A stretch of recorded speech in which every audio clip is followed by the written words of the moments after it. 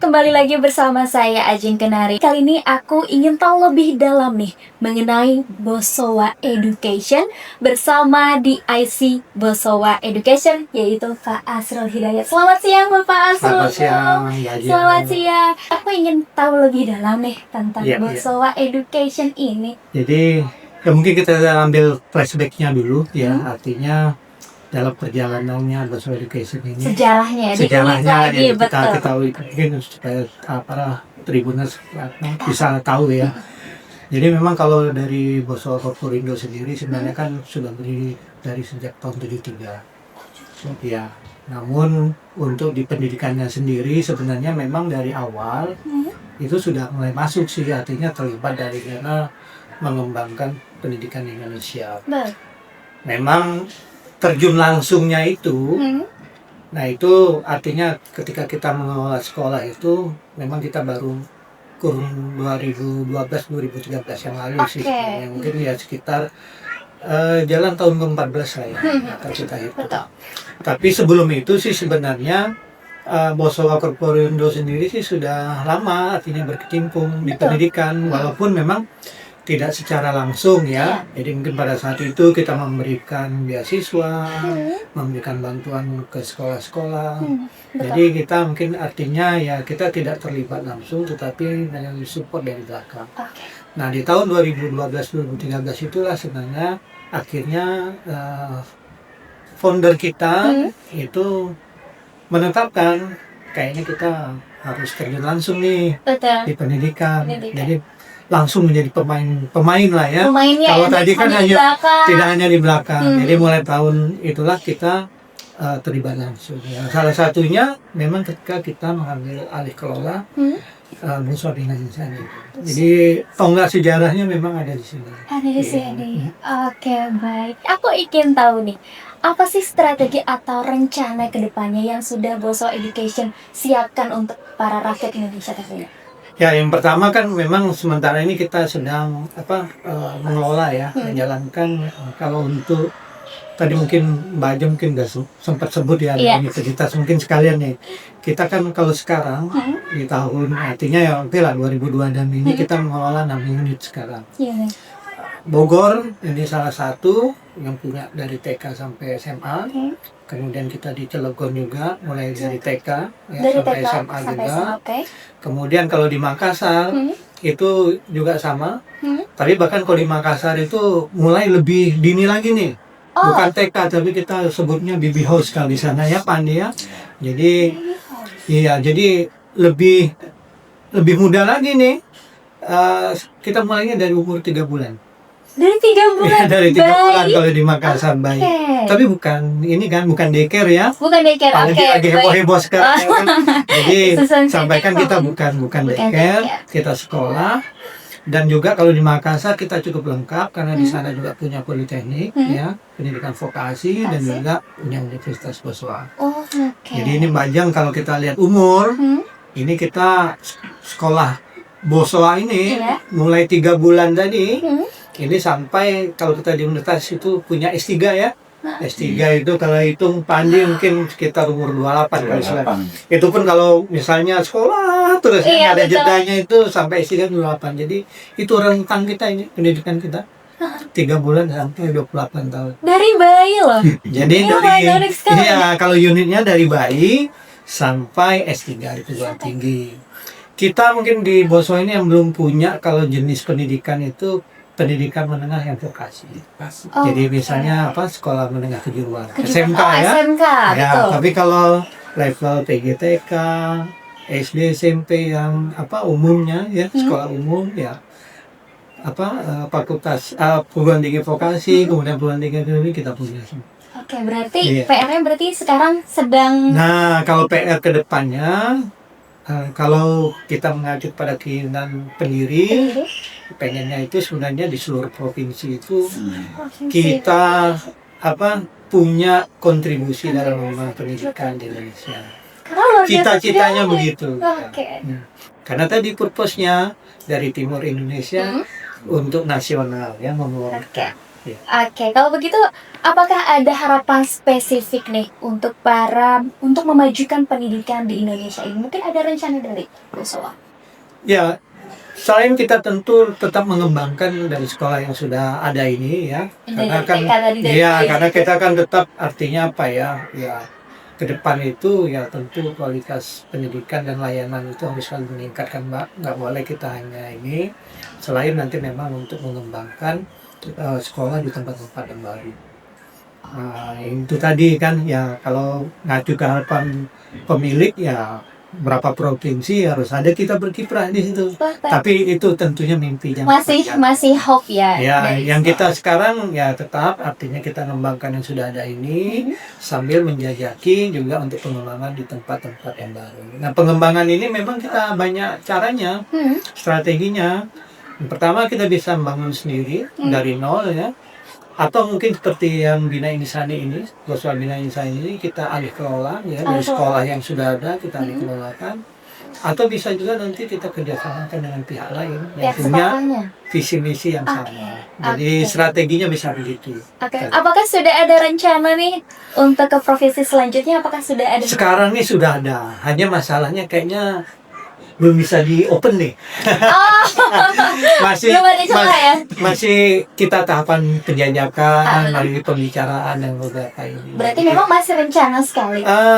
Kalau rencana mungkin sudah lebih lah ya, karena kita sudah bicara juga dengan beberapa pihak yang kita kerjasamakan. Hanya karena ini masih dini sekali, ya mungkin saya masih belum bisa buka di mana dengan siapa ya, karena mungkin ini persiapannya masih sekitar 50%. Seperti yang tadi dikatakan, ini masih cita-cita. Nah, untuk university nih, tadi itu aku kalau boleh nanya kembali nih, yang akan diluaskan di seluruh provinsi Indonesia itu hanya TK sampai SMA atau termasuk ke university dan juga politekniknya? Kalau yang pertama ini kita sekolah dulu. Oh, sekolah dulu. Sekolah dulu. Karena bagaimanapun kalau sekolah ini kita sudah dengan 3 sekolah yang sudah ada ini paling tidak roadmap-nya itu sudah ada ini jelas. Tapi kalau university dan politeknik itu sudah ada juga dalam rencana pengembangan kita ya. Hanya memang itu tadi mungkin kalau dari segi progresnya dia belum sejauh sekolah. Tapi kita sudah mulai petakan ya, artinya mana daerah-daerah yang potensi, di mana yang mungkin kita bisa masuk gitu ya. Karena tentunya juga kita harus hati-hati juga, karena terus terang memang walaupun sekolah ini investasinya juga cukup besar ya. Iya, betul. Sehingga mungkin dalam satu waktu itu kita tidak bisa mungkin sekaligus secara cepat gitu ya. Tetap kita harus menilai. Nah, kalau aku boleh tahu tadi kan yang baby apa kalau boleh tahu? Baby house. Di baby house itu hanya untuk direncanakan yang di Makassar atau memang sudah ada rencana disebarluaskan juga? Sebenarnya rencananya semua akan semuanya? Tidak hanya di Makassar? Ya, tidak hanya di Makassar. Hanya memang kemarin itu ini khusus ya, mungkin karena di Makassar itu kita mulai sekolahnya memang kita bangun dari nol ya, bukan alih kelola ataupun ini. Iya, jadi program itu memang kita susun semenjak baby house itu. Nah, kebetulan seperti contoh aja, Bosowa Bina Insani ini kan waktu ambil alih kan memang dari PGTK kan ya, paling bawahnya, baby house-nya belum ada. Nah, itu sebenarnya kita mau adopsi ke sini. Tapi nanti mungkin kita akan lihat kesiapannya dulu dari sarana prasarana juga pasarnya seperti apa ya, karena sebenarnya semakin anak usia yang kita didik itu semakin ini ya muda, itu sebenarnya investasi dan juga istilahnya biaya operasionalnya itu akan semakin tinggi. Ya, sebagai contoh saja kalau kita nanti misalnya mengelola baby house itu, ya satu guru itu nggak akan bisa seperti anak TK yang rame-rame. Iya, nggak bisa. Kalau rasio kita ya, ini mungkin sekalian aja, mungkin juga Pak Andi sudah sering cerita ya. Kalau di TK kan kita bisa satu guru itu 8 anak. 4. Iya. Tapi kalau baby kan nggak bisa. Iya, harus satu guru satu baby kalau bisa. Kalau bisa. Kalau di kita itu satu guru 2 baby. Oh, satu guru 2 baby. Iya. Oke, ini mungkin Tribuners dan juga aku lumayan curious nih, pengen tahu lebih lanjut tentang si baby house ini. Mungkin takutnya salah kaprah nih netizen atau Tribuners. Apa sih yang membedakan baby house ini dengan daycare? Oh, jadi kita harus mulai dari sini dulu. Jadi sekolahnya Bosowa ini kita mengadop yang namanya tahapan perkembangan. Baik.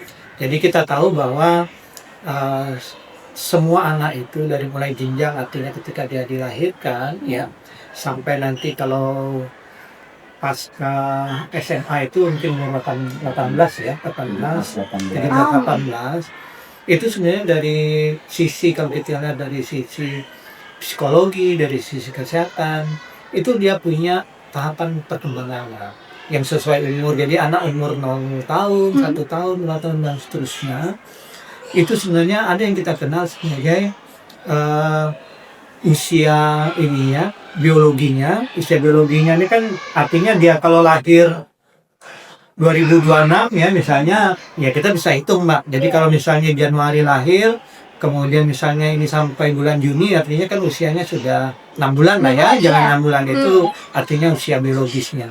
Tapi di situ ada juga yang namanya usia mental. Oke, Ya, baik. jadi dalam tahapan perkembangan itu kita harus lihat sebenarnya antara, karena kita sebenarnya sudah ada patternnya, itu sudah ada polanya, sudah ada ininya, bahwa misalnya anak usia 1 tahun itu sebenarnya tahapan perkembangan mentalnya itu sudah ada juga harusnya seperti apa gitu. Sudah ada prediksinya Iya, gitu. bukan prediksi, memang sebenarnya ini hasil penelitian dari para ini ya, para istilahnya orang yang berada di psikologi yang di tahapan perkembangan itu sebenarnya sudah melihat kalau anak usia misalnya 1 tahun itu harusnya dia secara psikomotorik dia sudah harus bisa apa, sekarang dia harus bisa apa. Nah nanti tugas gurunya adalah dia akan melihat, oh anak ini mungkin kalau dilihat usia 2 tahun nih.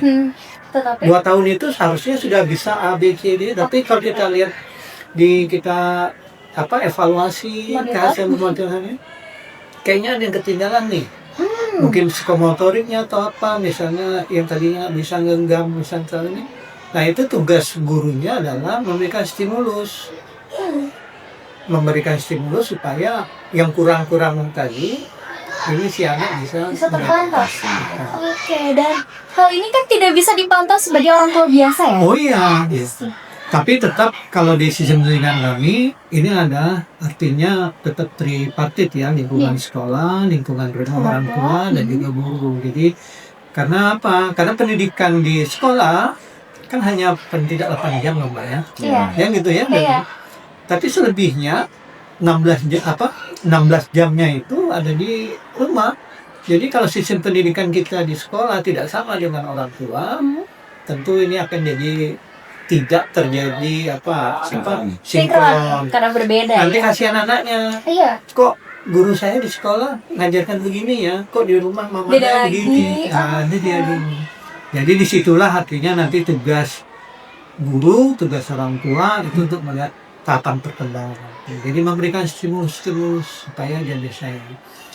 Tapi kadang-kadang ya itu tadi, makanya memang orang tua harus kita kasih juga. Maka kita punya program tadi ya, namanya PTLP. Jadi orang tua pun kami kasih pendidikan, edukasi jadi pendidikan kita. Iya. Iya. Supaya soalnya contoh begini, kalau kita anak usia 3 tahun ya, 4 tahun itu kadang-kadang kalau dia ketemunya begini Mbak, dia pukul-pukul kan gitu. Iya betul, Ya? betul. Atau jangan penuh HP orang tuanya. Dipukul-pukul, Nanti lempar-lempar ya. kalau orang tua yang mohon maaf yang belum bisa memahami tanpa apa, nanti dia oh jangan itu dek, jangan ini apa ini marah ini. Padahal usia begitu 3 tahun 4 tahun itu adalah tahapan dimana dia belajar untuk bunyi.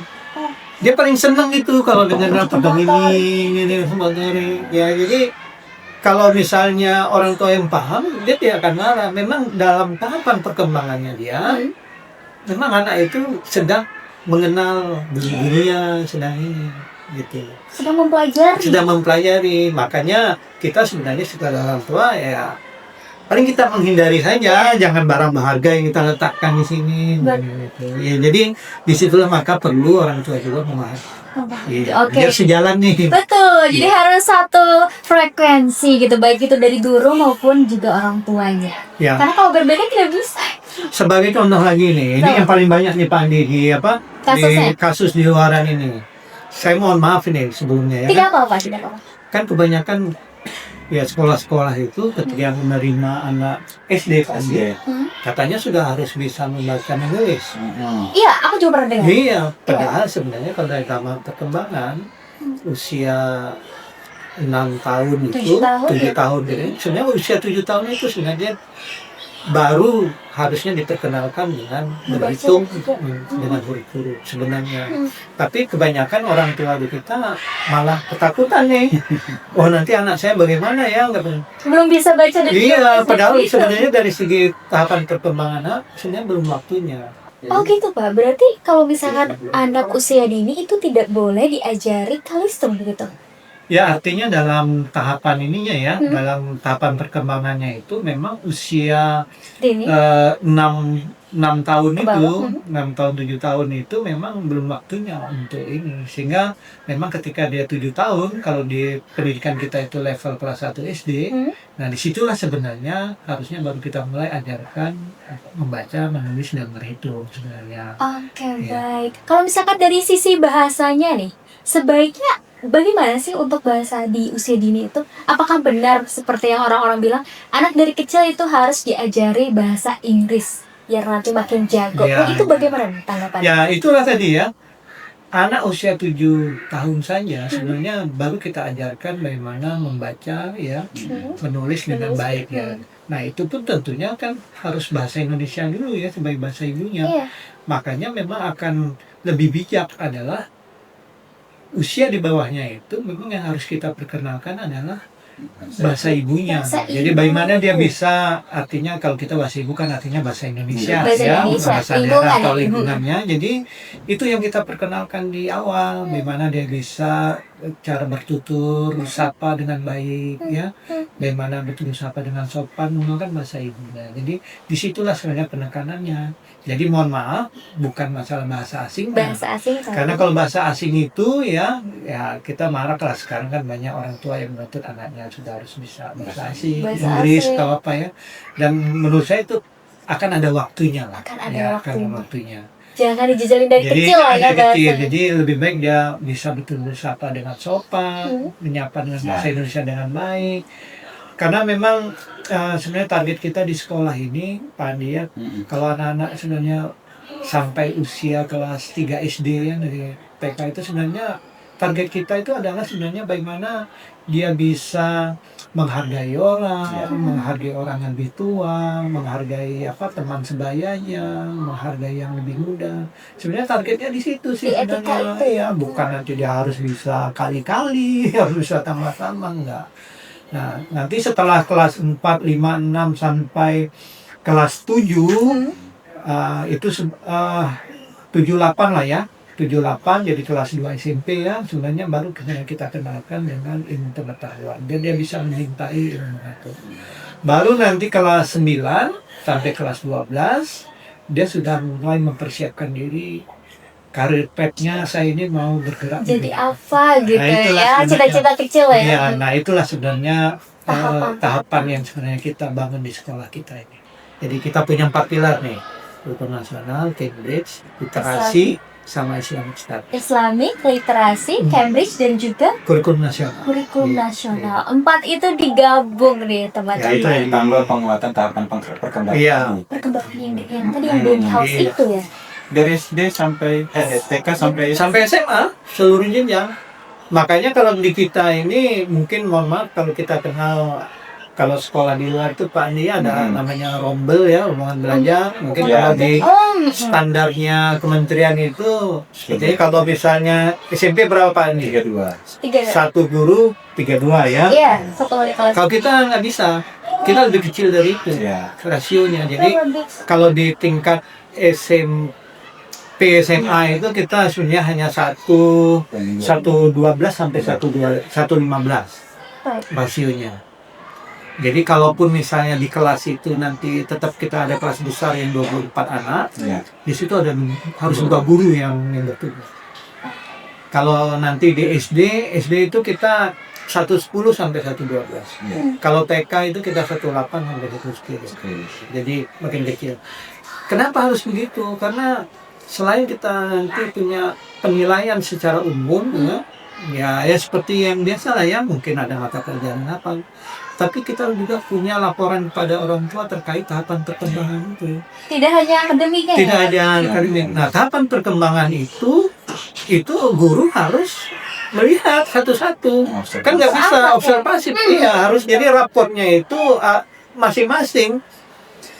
Iya. Jadi nanti Pak Andi punya raport sendiri. Saya punya raport sendiri. Iya, Pak Andi punya raport sendiri. Jadi itu tuh makanya gurunya nggak boleh pegang ini.